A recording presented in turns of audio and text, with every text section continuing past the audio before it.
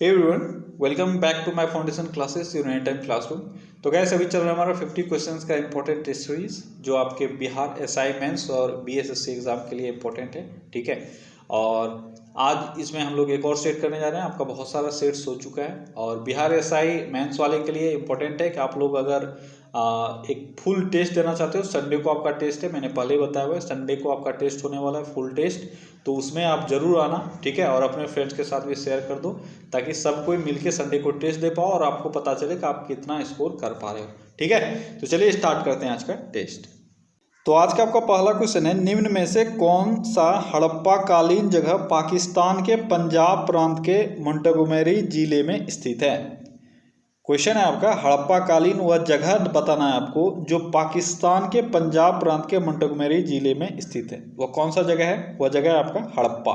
ठीक है, हड़प्पा, इसका खोज कब हुआ था? 1921 में दयाराम साहनी के द्वारा इसकी खोज की गई थी। और ये कहाँ स्थित है? ये पंजाब प्रांत मोंटगोमेरी जिला पाकिस्तान में स्थित है।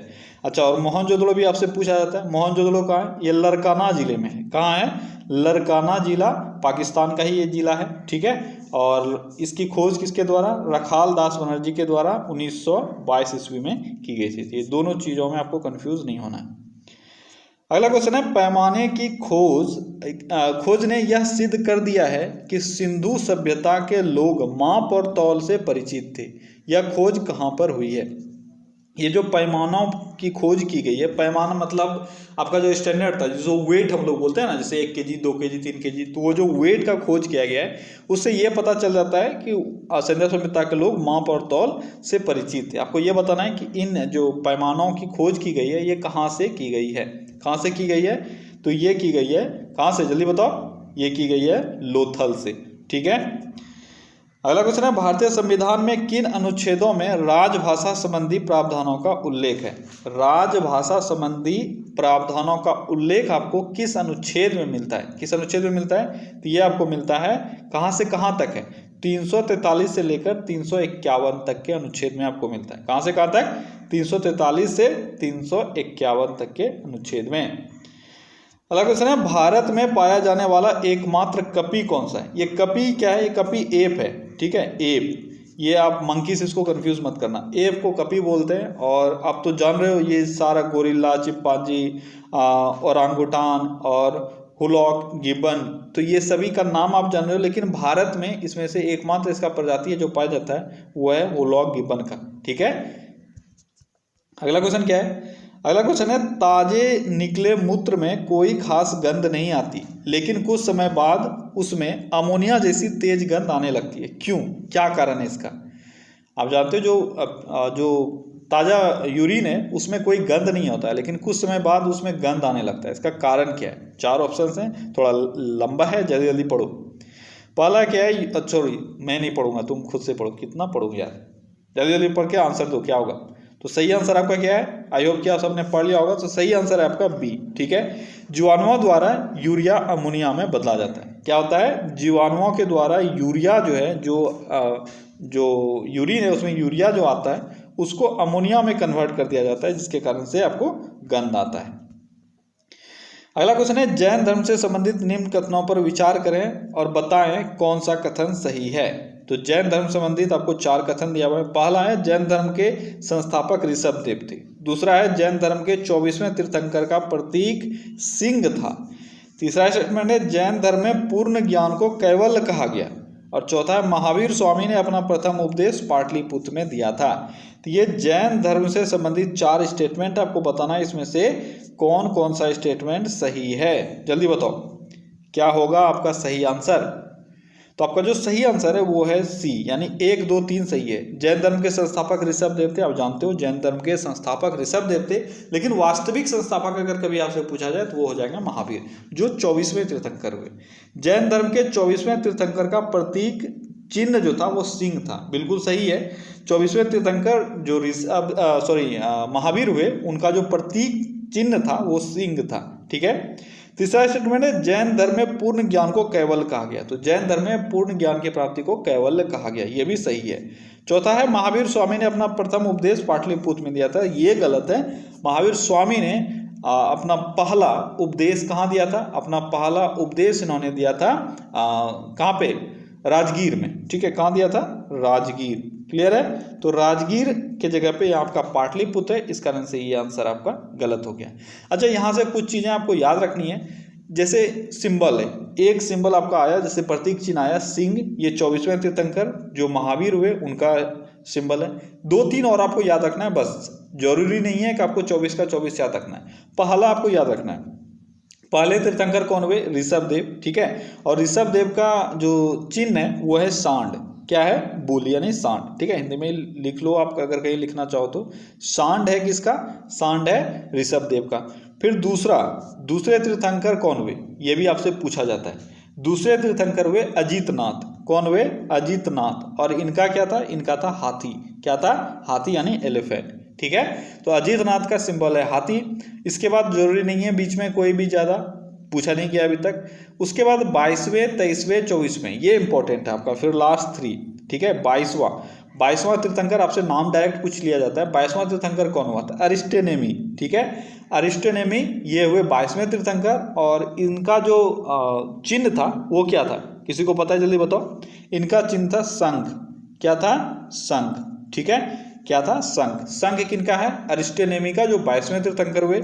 उसके बाद 23वां तीर्थंकर, ये भी आपके लिए इंपॉर्टेंट है। 23वें तीर्थंकर हुए पार्श्वनाथ। ठीक है, पार्श्वनाथ, और इनका था सर्प। क्या था? सर्प। ठीक है, पार्श्वनाथ का सर्प हो गया।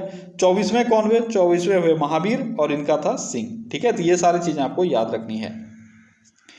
अगला क्वेश्चन है, अशोक का 13वां शिलालेख जिसमें कलिंग विजय का वर्णन है कहां से प्राप्त हुआ है? 13वां शिलालेख का बात किया जा रहा है। आपको बार बार एग्जाम में पूछा जाता है 13वें शिलालेख में क्या है? कलिंग विजय है। कलिंग विजय किसमें है? 13वें शिलालेख में। लेकिन यहाँ एक क्वेश्चन ये क्वेश्चन जो है एक स्टेप उससे आगे है। 13वां शिलालेख जिसमें कलिंग विजय का वर्णन है वह आपको कहां से प्राप्त हुआ है? तो ये आपको धौली से प्राप्त हुआ है। कहां से? धौली से।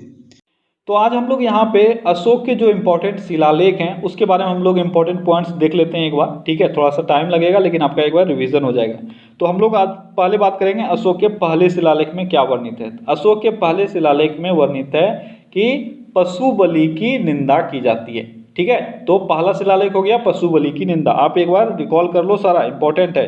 ठीक है, दूसरा में क्या वर्णित है? इसमें मनुष्य एवं पशु दोनों की चिकित्सा व्यवस्था की वर्णन है। ठीक है, क्या मिला? पहले में पशु बलि का निंदा किया गया है, दूसरे में मनुष्य और पशु दोनों के लिए चिकित्सा व्यवस्था होना चाहिए ऐसा कहा गया है। तीसरा क्या है? तीसरा में है आपका जो राजुक वगैरह होते हैं, ठीक है, जो प्रादेशिक वगैरह होते हैं, उनको आदेश दिया गया है कि हर 5 वर्ष के उपरांत साम्राज्य के सभी भागों में निरीक्षण किया जाए। ठीक है, तो ये था तीसरा में क्या किया गया है? जो भी अधिकारी वगैरह राजुक है, प्रादेशिक है, उन सबको आदेश दिया गया है हर 5 साल में उनको साम्राज्य का दौरा करना है। चौथा में क्या है? चौथा में है कि इसमें भेरी घोष की जगह धम घोष की घोषणा की गई है। क्या है? भेरी घोष के जगह धम घोष की घोषणा किसमें की गई है? चौथे शिलालेख में। सारे इंपॉर्टेंट है जो मैं बता रहा हूँ, अलग अलग से क्वेश्चन आपसे पूछा जाता है, इसलिए एक बार रिकॉल कर लो और याद रख लो। 5वें शिलालेख में क्या है? 5वें शिलालेख में धम्म महामात्रों की नियुक्ति है। ठीक है, और छठे में क्या है? छठे का अगर हम लोग बात करेंगे तो इसमें प्रशासनिक व्यवस्था का वर्णन किया गया है और आत्मनियंत्रण की शिक्षा दी गई है। तो अगर आत्मनियंत्रण की ये पूछा जाए, आत्मनियंत्रण की शिक्षा किस शिलालेख में है? तो छठे शिलालेख में। ठीक है, धम्म महामात्रों की नियुक्ति किस में है? तो 5वें शिलालेख में। 6 आपका हो गया। अब 7वां में क्या कहा गया है? 7वां उतना इंपॉर्टेंट आपके लिए नहीं है, ये है कि सभी संप्रदाय के लोग मिलजुल के एक साथ रहें, ये 7वां में कहा गया, आपके लिए उतना इंपॉर्टेंट नहीं है। 8वां में क्या कहा गया है? 8वां में कहा गया है कि 8वां में अशोक के तीर्थ यात्राओं का उल्लेख मिलता है आपको। 8वां में क्या मिलता है? अशोक के तीर्थ यात्राओं का उल्लेख। 9वां में आपको क्या मिलता है? इसमें सच्ची भेंट और सच्चे शिष्टाचार का बात किया गया है। किसमें? 9वां में। इसके बाद 10वां का अगर बात करेंगे तो इसमें अशोक ने आदेश दिया है कि राजा और जो भी उच्च अधिकारी हैं वह प्रजा के हित में हमेशा सोचें, ये कहा गया है 10वां में। ठीक है, 11वां में क्या कहा गया है? 11वां में भी बहुत ज़्यादा कुछ इंपॉर्टेंट है नहीं, जो धर्म से रिलेटेड चीज़ें हैं उसकी बात कही गई है, आपके लिए इंपॉर्टेंट नहीं है। ठीक है, इसके बाद फिर 12वां इंपॉर्टेंट है, इसमें स्त्री महामात्राओं की नियुक्ति का बात किया गया है। ठीक है, स्त्री महामात्राओं की नियुक्ति का अगर पूछा जाए कौन सा शिलालेख है तो यह है 12वां।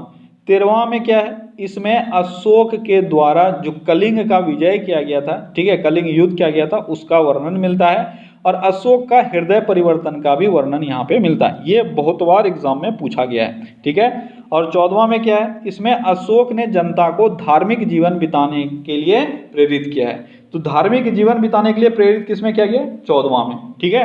तो ये देखो 14 शिलालेखों का एक बार मैंने रिवाइज करवा दिया आपको, एक बार रिवीजन करवा दिया मैंने, ठीक है। अगर आप भूल भी गए होगे तो ये आप रिकॉल हो गया होगा, आप आगे के टेस्ट में कभी ना कभी एक एक करके मैं पूछता रहूंगा ताकि ये आपका रिकॉल हो जाए पूरा। हो सकता है एग्जाम में आपका यहाँ से एक क्वेश्चन बन जाए, क्योंकि हमेशा यहाँ से एक आध क्वेश्चन रहता है, ठीक है। चलिए बढ़ते हैं आगे। अगला क्वेश्चन है, मौर्य काल में गुप्तचरों को क्या कहा जाता था। मौर्य काल में गुप्तचर को क्या कहा जाता था, तो गुप्तचरों को गूढ़ पुरुष कहा जाता था। क्या कहा जाता था, गूढ़ पुरुष। अगला क्वेश्चन है, राष्ट्रकूट से संबंधित निम्न कथनों पर विचार करें और बताएं कौन सा कथन सही है। तो राष्ट्रकूट से रिलेटेड आपको दिया हुआ है 4 स्टेटमेंट, तो इसमें बताना है कौन सा सही है। पहला है, राष्ट्रकूट वंश के संस्थापक दंतीदुर्ग थे। दूसरा है, दंतीदुर्ग ने अपनी राजधानी मान्यखेड़ बनाई थी। तीसरा है आपका, दंतीदुर्ग ने महाराजा धीराज की उपाधि धारण किया था। और चौथा है, दांतीदुर्ग, ये दांती नहीं, दांतीदुर्ग का उत्तराधिकारी कृष्ण प्रथम हुआ। इन चारों स्टेटमेंट्स में आपको बताना है कौन कौन सा सही है। क्या होगा आपका सही आंसर, आपका सही आंसर होगा डी, यानी ये सभी स्टेटमेंट सही है, ठीक है। तो याद रखना है, राष्ट्रकूट का संस्थापक दंतीदुर्ग है और इसका राजधानी कहाँ है, मान्यखेड़, ठीक है। मान्यखेतट नहीं है, मान्यखेड़, ठीक है, टाइपिंग एरर है थोड़ा सा, मान्यखेड़, ठीक है।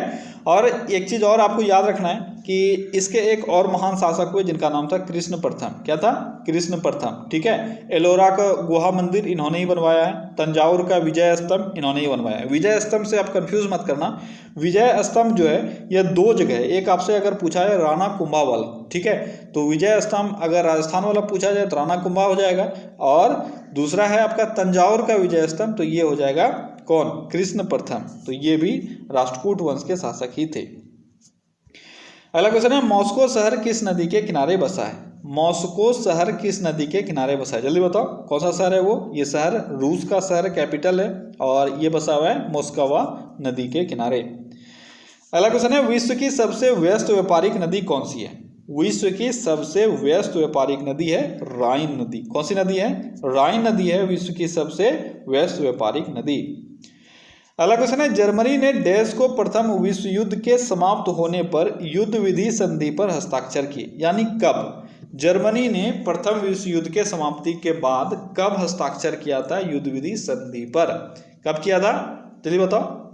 तो ये किया गया था कब, 19 जनवरी, जनवरी नहीं है, 19 जनवरी 1918 को, 19 जनवरी 1918 को जर्मनी के द्वारा ये संधि पत्र पे हस्ताक्षर किया गया था। अगला क्वेश्चन है, पानी से भरे ग्लास के नीचे से पेपर सीट को पानी छलकाए बिना आसानी से खींचा जा सकता है, यह घटना बताती है। क्या बोला जा रहा है क्वेश्चन में कि पानी से भरे ग्लास के नीचे से पेपर सीट को पानी बिना छलकाए आसानी से खींचा जा सकता है, किसके कारण ऐसा संभव है, किसके कारण संभव है ऐसा, तो ऐसा जड़त्व के कारण से संभव है। किसके कारण, जड़त्व के कारण, ठीक है। अगला क्वेश्चन है, पेंड्रेथन मंदिर कहाँ स्थित है। पेंड्रेथन मंदिर कहाँ स्थित है, पेंड्रेथन मंदिर, तो पेंड्रेथन मंदिर जम्मू कश्मीर में स्थित है। कहाँ स्थित है, जम्मू कश्मीर में। अगला क्वेश्चन है, माइकल एंजेलो द्वारा वेटिकन में सिस्टीन चैपल की छत के चित्रण के लिए किस तकनीक का प्रयोग किया गया था। आपसे डायरेक्ट क्वेश्चन पूछा जाता है, वेटिकन में सिस्टीन चैपल की छत में चित्रण किसने किया है, तो माइकल एंजेलो ने किया है। अब आपको यहाँ बताना है किस तकनीक का इस्तेमाल उन्होंने किया था, किस तकनीक का, तो फ्रेस्को नाम का एक तकनीक है, पेंटिंग तकनीक, जिसका इस्तेमाल माइकल एंजेलो ने सिस्टीन चैपल जो वेटिकन में है, ठीक है, उसके छत में चित्रण करने के लिए इस्तेमाल किया है। अगला क्वेश्चन है, परमाणुीय घड़ियों में एक टाइम कीपर के रूप में प्रयुक्त होने वाला कौन सा तत्व है। परमाणुीय घड़ी में टाइम कीपर के तौर पे क्या यूज किया जाता है, तो यूज किया जाता है सीजियम, ठीक है। अगला क्वेश्चन है, लुई वेस्केंस्की पर डॉक्टर क्रिश्चियन बेनार्ड द्वारा आयोजित पहला मानव हृदय प्रत्यारोपण ऑपरेशन कब किया गया था। तो क्रिश्चियन बेनार्ड ने पहला ऑपरेशन किया, पहला हृदय प्रत्यारोपण किया, ठीक है। तो ये हृदय प्रत्यारोपण जो किया गया था ये किस पे किया गया था? लुई वेस्केंस्की पर, ठीक है। आपको ये बताना है कब ये जो प्रत्यारोपण किया गया था ये कब किया गया था? ये किया गया था 1967 में, ठीक है। अगला क्वेश्चन है, गैलीलियो एक इतालवी खगोल विज्ञानी थे। इतालवी यानी इटली के, ठीक है। तो गैलीलियो एक इटली के खगोल विज्ञानी थे जिन्होंने डैश किया। तो गैलीलियो ने किस चीज का आविष्कार किया, यानी क्या किया था उन्होंने, ये आपको बताना है। क्या टेलीस्कोप विकसित किया गैलीलियो ने? बिल्कुल किया है। बृहस्पति के 4 उपग्रहों की खोज इन्होंने की है? बिल्कुल की है। पता चला है कि पेंडुलम की गति नियमित समय माप का उत्पादन करती है। क्या ये भी इनको ही पता चला था, इन्होंने ही बताया? तो ये बिल्कुल सही, ये भी इन्होंने ही बताया था। तो आपका सही हो जाएगा उपरोक्त सभी, ठीक है। तो याद रखना गैलीलियो से रिलेटेड कुछ इंपॉर्टेंट पॉइंट्स।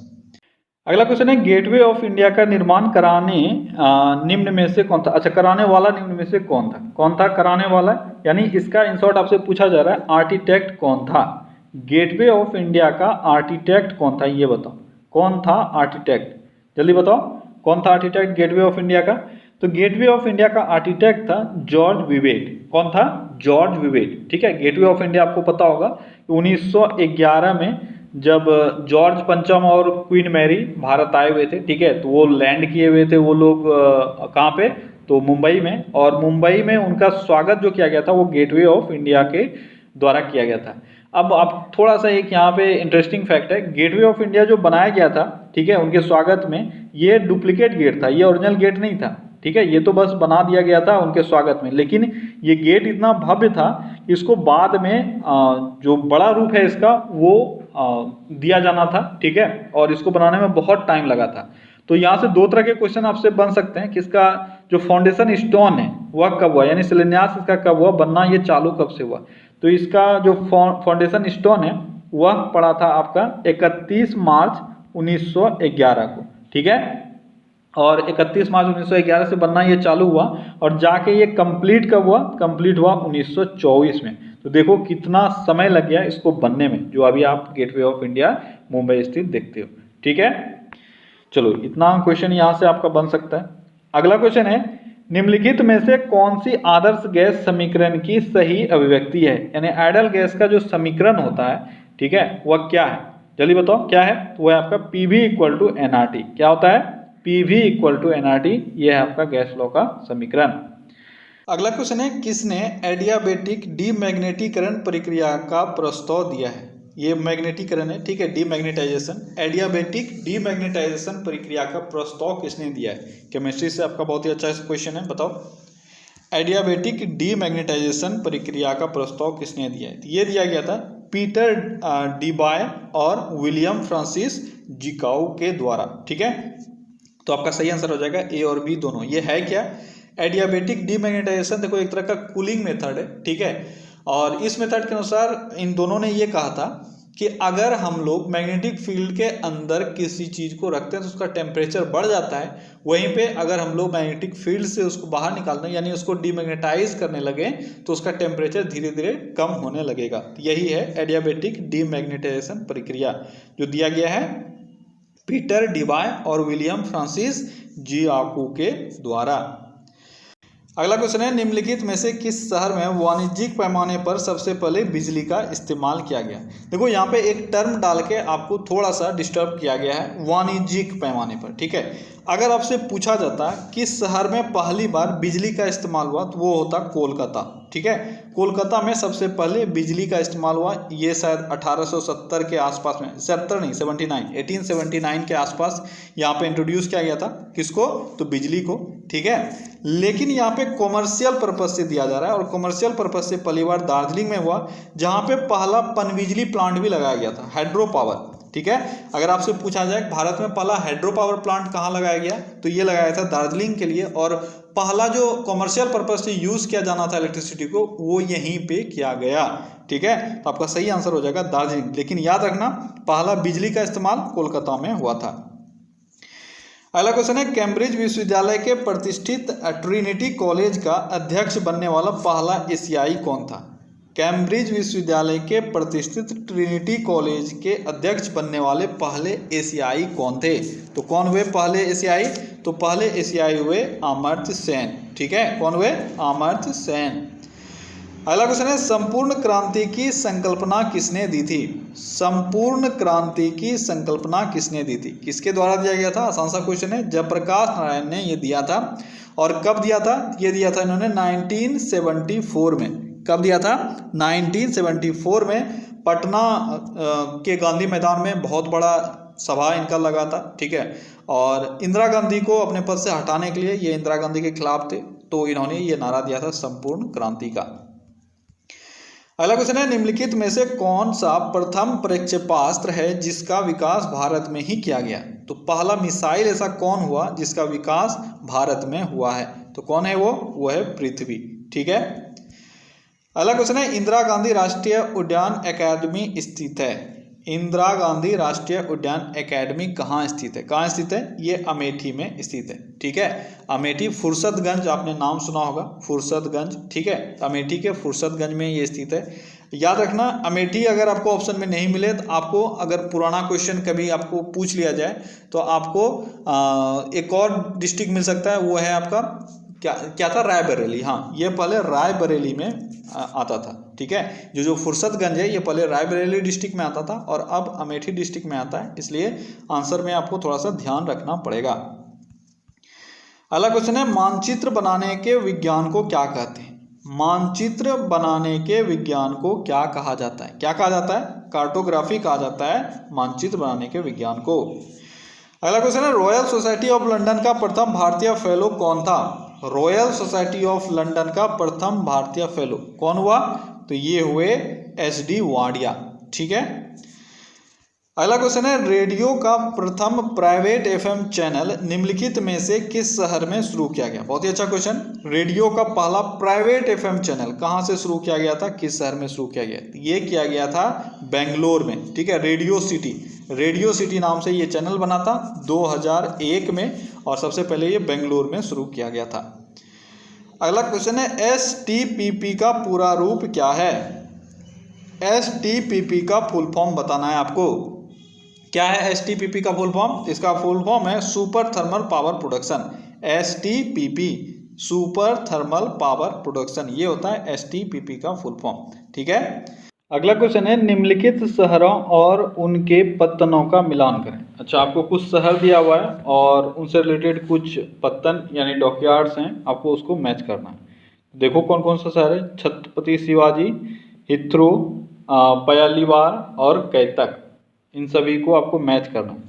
देखो, ऐसे क्वेश्चंस में ना, जब आपको लगे कि पूरा डिफिकल्ट है, कुछ ना कुछ आपको एक क्लू दिया रहता है जहाँ से आप इसको कर पाओगे। अभी इस क्वेश्चन में देखो, आप एक ही जान रहे हो, छत्रपति शिवाजी, और छत्रपति शिवाजी कहाँ है अगर ये आप जान रहे हो तो आप आंसर कर पाओगे। तो ये छत्रपति शिवाजी कहाँ है? ये है मुंबई में। तो आपका ए का हुआ 4 और ऐसा सिर्फ एक ही ऑप्शन है। तो कई बार आपको इस तरह का भी दिया जाता है क्वेश्चन जो देखने में डिफिकल्ट लगे, पर वो होता है लॉलीपॉप क्वेश्चन। ठीक है, और ये तीनों अब आप यहाँ से सीख लेना। तो छत्रपति शिवाजी आपने देख लिया, ये कहाँ है? ये है मुंबई में। उसके बाद है हिथ्रो कहाँ है? ये है लंदन में। उसके बाद है पयालीवार कहाँ है? ये है सिंगापुर में। और कैतक ये कहाँ है? ये है हांगकांग में। तो आपका सही ऑप्शन हो जाएगा डी। क्लियर है। अगला क्वेश्चन है, बिहार में अपराध खत्म करने के लिए ऑपरेशन ब्लैक पैंथर किस जिले में शुरू किया गया था? ऑपरेशन ब्लैक पैंथर ये बिहार के किस जिले में शुरू किया गया था? तो ये बिहार के पश्चिमी चंपारण में शुरू किया गया था। ठीक है। अगला क्वेश्चन है, बिहार में जहानाबाद जेल नरसंहार कब हुआ? जहानाबाद जेल नरसंहार, देखो जहानाबाद जो बिहार का एरिया है वह नक्सलियों के लिए जाना जाता है। ठीक है, और बहुत ही, अगर इसका पास्ट देखोगे तो बहुत ही दर्दनाक रहा है, क्योंकि यहाँ पे एक बार नहीं बल्कि कई बार नरसंहार हुआ है। ठीक है, इसी में से ये जो 4 ऑप्शंस दिए हुए हैं, इसमें से 3 ऑप्शन दिए हुए हैं, इसमें से आपको चुनना है कब हुआ है। तो हुआ है नवंबर 2005 में। ठीक है, नवंबर 2005 में ये नरसंहार हुआ था। इससे पहले भी अगर हम लोग बात करें जहानाबाद में, तो 1999 में भी एक बहुत बड़ा नरसंहार हुआ था। ठीक है, एक गांव है वहाँ का सेनारी गांव। कौन सा है? सेनारी गांव। ठीक है, इस सेनारी गांव में लगभग 34 लोगों का गला काट के उनको मार दिया गया था। और इसके बाद अगर 99 में बात करें तो 99 में एक और नरसंहार हुआ शंकर गांव में, ये जहानाबाद जिला में ही पड़ता है, उसमें भी लगभग 22 लोगों को मार दिया गया था, ठीक है। और अभी रिसेंटली अगर हम लोग बात करेंगे तो 2005 में ये हुआ था, जो अभी आपके क्वेश्चन में पूछा गया है। 2005 में करीब 1000 नक्सली लोग आए हुए थे और जो वहाँ का जेल है उस पर उन्होंने आक्रमण कर दिया था, क्योंकि उनको किसी को छुड़ाना था, उनके एक मुखिया को छुड़ाना था जिनका नाम है अजय कानू, ठीक है। न्यूज़पेपर में आपने अगर तभी आप पढ़ते होगे या आपके घर में कभी ना कभी आपने सुना होगा चर्चे में, आज से 5-7 साल पहले भी ये चर्चे में था, ठीक है, अजय कानू। तो इनको छुड़ाने के लिए उन्होंने आक्रमण किया था, उनको छुड़ा भी लिया गया और इस छुड़ाने के बाद फिर से पुलिस ने उनको अरेस्ट कर लिया था, वो अलग बात है। अभी भी ये जिंदा है शायद, और ये शायद बेउर जेल में अभी कैद हैं। कौन? अजय कानू, ठीक है। तो ये नरसंहार का हुआ था 2005 में। अगला क्वेश्चन है, किस वर्ष जयप्रकाश रोजगार गारंटी योजना शुरू हुई थी? जयप्रकाश रोजगार गारंटी योजना ये कब शुरू हुआ था? कब शुरू हुआ था ये शुरू हुआ था 2002 में। अगला क्वेश्चन है, ग्रामीण क्षेत्रों में गरीबी रेखा से नीचे कौन माना जाता है? तो बिहार का बात किया जा रहा है। बिहार में भी अगर हम लोग बात करें तो ग्रामीण क्षेत्रों में गरीबी रेखा से नीचे हम लोग किसको मानते हैं कि अगर उनका दैनिक खपत जो है वो कितने कैलोरी से कम होगा, जो उनको हम लोग गरीबी रेखा से नीचे मानेंगे। तो अगर उनका दैनिक खपत जो है वह 2400 कैलोरी से कम है तो हम उन लोगों को क्या मानेंगे? बीपीएल से नीचे, यानी बीपीएल मानेंगे, गरीबी रेखा से नीचे। अगला क्वेश्चन है, किस देश के साथ भारत ने जनवरी 2020 में आंसूगंज नदी बंदरगाह और अखौरा भूमि बंदरगाह के बीच 50.58 किलोमीटर लंबी सड़क के उन्नयन के लिए एक समझौते पर हस्ताक्षर किया? यानी भारत और किसी एक देश के बीच में समझौता हुआ है सड़क निर्माण के लिए। वो कौन सा देश है? वो देश है बांग्लादेश, ठीक है। अगला क्वेश्चन है, किस राज्य ने प्रत्येक शनिवार को स्कूलों में संविधान की प्रस्तावना पढ़ना अनिवार्य कर दिया है? जल्दी बताओ, कौन सा वो राज्य है जहां पर प्रत्येक शनिवार को स्कूलों में संविधान पढ़ा जाएगा? तो वो राज्य कौन सा है? वो राज्य है मध्य प्रदेश, ठीक है। अगला क्वेश्चन है, वुमेन विथ व्हील्स क्या है? वुमेन विथ व्हील ये टैक्सी सेवा शुरू की गई है। आपको बताना है किस हवाई अड्डे पे ये टैक्सी सेवा शुरू की गई है। तो ये टैक्सी सेवा इंदिरा गांधी हवाई अड्डा जो दिल्ली में वहां पे शुरू किया गया है। अगला क्वेश्चन है, फरवरी 2020 में भारत ने किस देश के साथ संयुक्त सैन्य प्रशिक्षण अभ्यास संप्रीति 9 का 9वां संस्करण आयोजित किया? तो संप्रीति 9, संप्रीति आपको याद रखना है, संप्रीति भारत और बांग्लादेश के बीच संयुक्त सैन्य अभ्यास है। अगला क्वेश्चन है, जनवरी 2020 में आरबीआई द्वारा मौद्रिक नीति समिति के सदस्य के रूप में किसे नियुक्त किया गया है? मौद्रिक नीति समिति के सदस्य के रूप में जनवरी 2020 में आरबीआई के द्वारा किसको नियुक्त किया गया है? जनक राज को किया गया है। अगला क्वेश्चन है, टेक महिंद्रा ने वैश्विक स्तर पर उद्यमों के डिजिटल रूपांतरण के लिए Google cloud centre of excellence यानी COE Google cloud centre of excellence की स्थापना की है। आपको ये बताना है कहाँ की है, कहाँ किया गया है? ये किया गया है हैदराबाद में। कहाँ किया गया है? हैदराबाद में Google cloud centre of excellence की स्थापना की गई है टेक महिंद्रा के द्वारा। अगला क्वेश्चन है, निम्नलिखित में से किसे हरित रत्न पुरस्कार 2019 से सम्मानित किया गया? हरित रत्न पुरस्कार 2019 से किसको सम्मानित किया गया? किसको किया गया? N कुमार को ये सम्मानित मिला है। अगला क्वेश्चन है, शेख खादिल बिन खलीफा बिन अब्दुल अजीज अल थानी को किस देश के नए प्रधानमंत्री के रूप में चुने गए? जल्दी बताओ, किस देश का प्रधानमंत्री अभी चुना गया है जिनका नाम है शेख खालिद बिन खलीफा बिन अब्दुल अजीज अल थानी?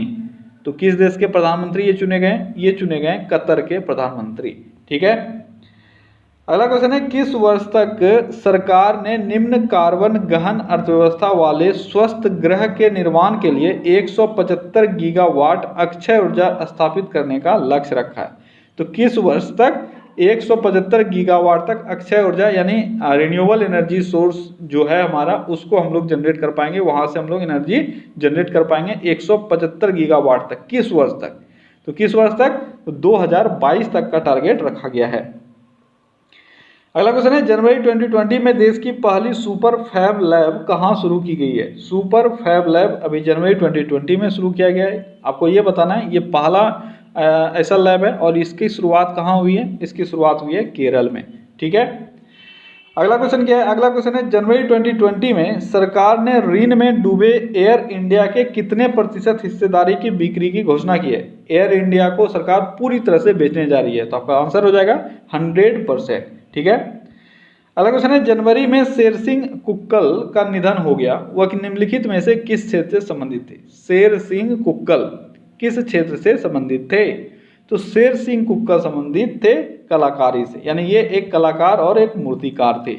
अगला क्वेश्चन है लॉस एंजल्स में हुए 62वें वार्षिक ग्रैमी अवार्ड्स में निम्नलिखित में से किसने एल्बम ऑफ द ईयर पुरस्कार जीता है? एल्बम ऑफ द ईयर पुरस्कार 62वें ग्रैमी अवार्ड्स के तहत किसको मिला है? किसको मिला है? ये मिला है when we all fall asleep where do we go.